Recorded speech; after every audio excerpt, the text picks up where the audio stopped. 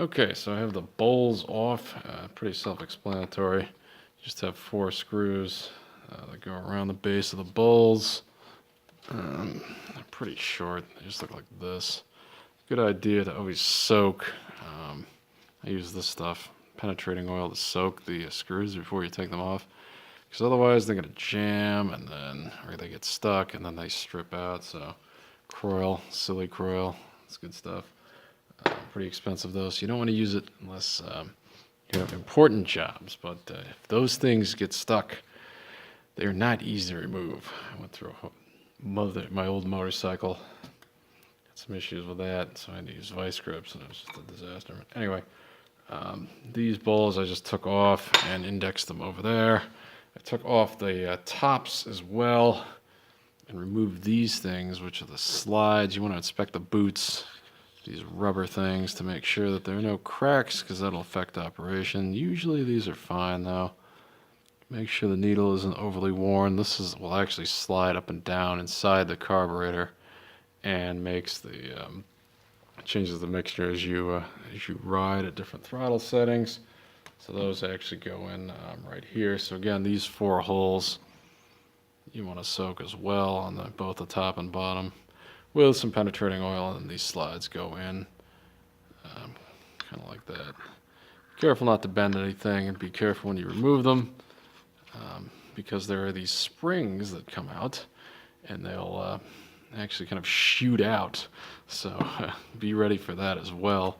The spring goes right on top of the slide, and then it compresses down, so it goes boom, and it goes flying, so that's a problem. To remove, in here we have 2 sets of jets, and I'll move this over.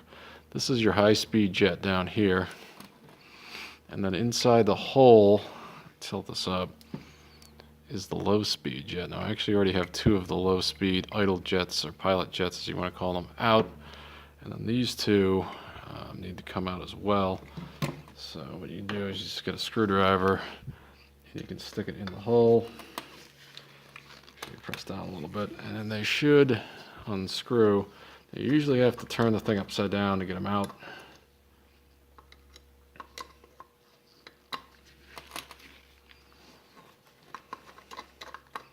Because they kind of get stuck in there. They're also brass, so you have to be very careful. Use a little bit of downward pressure, but don't put too much torque on them, and they should fall out. So I have to kind of turn this over.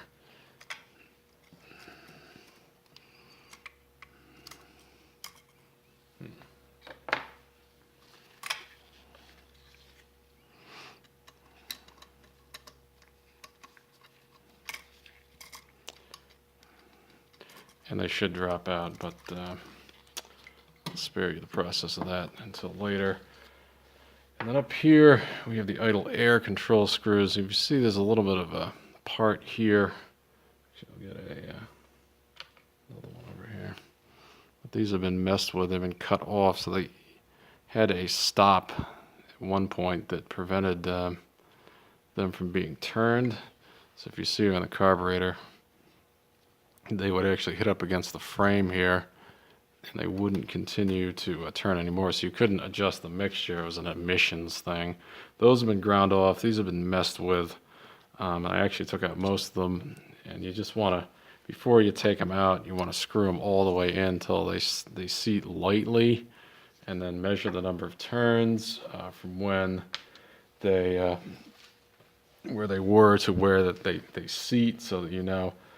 Mine were kind of all over the map. Some of them was in the close to 3 turn range, and then some of them were closer to 2. So probably explains why the bike didn't like to start when it was cold or warm temperatures. It always seemed to be a little bit richer than it needed to be. Now a lot of times there's 2 things in here. If you look closely, there's a little O-ring which just sort of popped out. And in between that, there's a little washer as well. I'll get another screw. And this washer is very tiny, so you have to be careful not to lose that washer. You can see it right there. And then the spring, so it goes O-ring, washer, and then spring. If you can't see that on the screw when you pull the screw out, you're going to have to go digging for those. I'm going to order new O-rings anyway, because they tend to degrade over time, and put those on all of the idle air jets here before I reinstall them. Seems to be the consensus on the forums anyways, 2.5 turns for each one of these when you put them back in. So these float bowls are these floats as well, and the needle valve, which is under here. It's kind of hard to see from this camera angle, but that goes in there, and this is just a little post or pole that kind of comes out. So you got to be careful these, they don't slide out, and then your whole float assembly will fall out by accident as well. So that's the inside. I'm going to pull the rest of these idle jets. We're going to take a look at them and see if any of them are plugged. Okay, so all the idle jets have been pulled.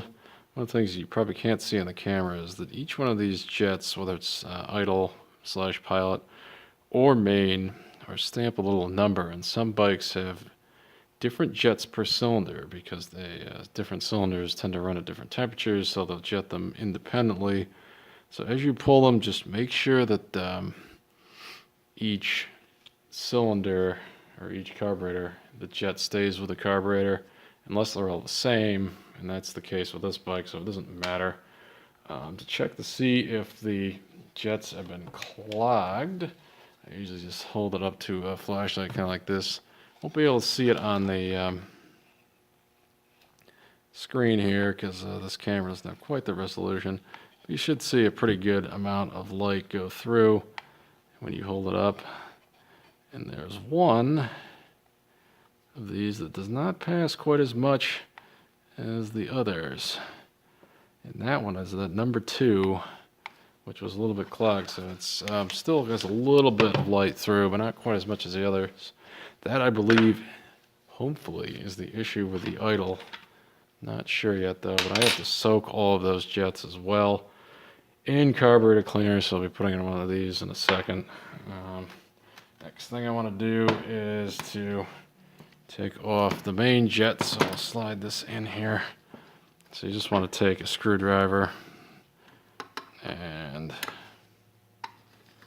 unscrew that on the top like that. In this case, the one on the all the way in the end here is being a bit stubborn, so I'm just gonna have to put a crescent wrench over it and then loosen it. Again, these are brass, so you do have to be careful, and they should just break free like that. So once you do that, you can unscrew the main jet, which again are numbered. These are all numbered the same, 115. Just a little tiny guy. So you just have a paper towel, and I'm leaving all the parts on so they don't get dirty, they don't get lost. So I'm going to unscrew the rest of these jets now and put them in there. And then I'll move on to getting the actual needle jet, or whatever they like to call it, out. So you can just use a 7mm in this case. And the whole thing, once you get it broken free, should just unscrew out of there. So now you can see what it looks like without any jets in there. And that just runs all the way up to the top of the carburetor, so you can see when I stick my hand in there, it blocks the light. Now it's a little bit blurry, but I'm going to do that for the rest of them. When you pull this, these are all the same. The jet on the end here is what controls the amount of fuel that flows through this part. Basically, this is what the slide will meet up with. So it just fits in. As this goes in and out, it meters more fuel in. Usually they sit right about here, so you can see that is actually a different color than the rest of it, if you can tell on camera.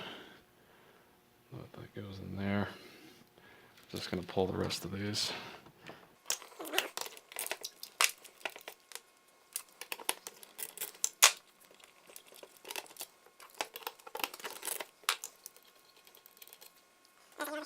These look pretty clean. I don't think I'm going to bother soaking these, but maybe I will. So might as well just throw everything in there. Can't hurt, right? So those are the main jet situations. Pilot jets, then the idle screws are up over there. Can't really see that on camera, but they're there. Next thing I want to try to do is pull these floats.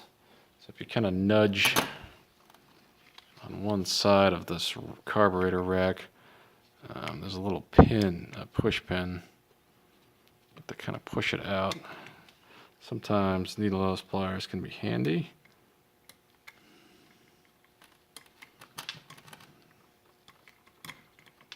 These things are a pain. It just takes a lot of fiddling. All right, where are my pliers? Hang on.